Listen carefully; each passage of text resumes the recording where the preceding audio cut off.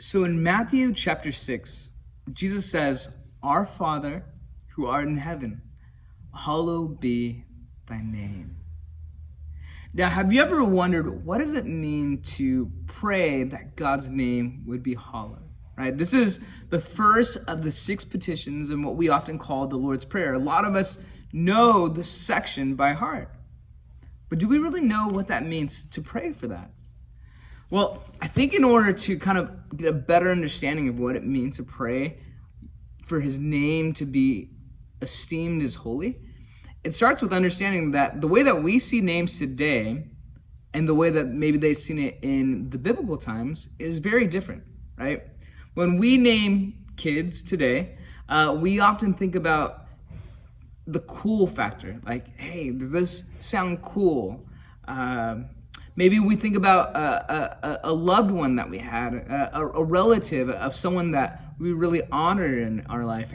And because of that, we named our son or daughter that.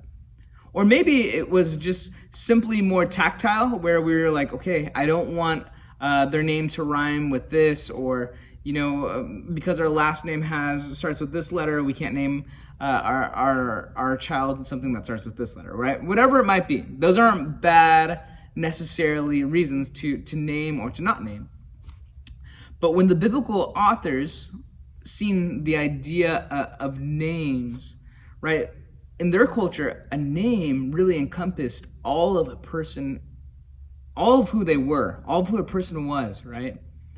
And so when we're talking about esteeming the name of God, we're saying, man, that God would be esteemed for all that he is above everything else, right?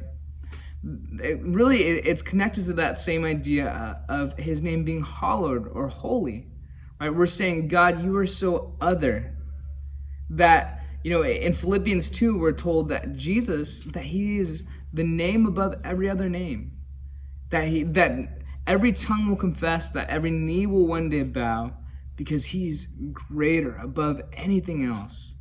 And so to pray, "Our Father who art in heaven, hallowed be your name," we are praying that God would be esteemed in this way. Now, we can pray that God would be esteemed in this way in our nation. We can pray that in our cities, in our states, in our families, in our church. But I would encourage you guys that to really rightly pray this actually starts with us, right? Have we prayed that God, Lord, that you would be esteemed in our life? And with that our life would reflect the fact that we esteem you above anything else. And so, again, if you guys have yet to do that, I would encourage you today to take a moment to ask to ask the Lord to do that in your own life, right? That he would be esteemed above every other thing in your life. Well, God bless you guys, and I hope you have a great rest of your day.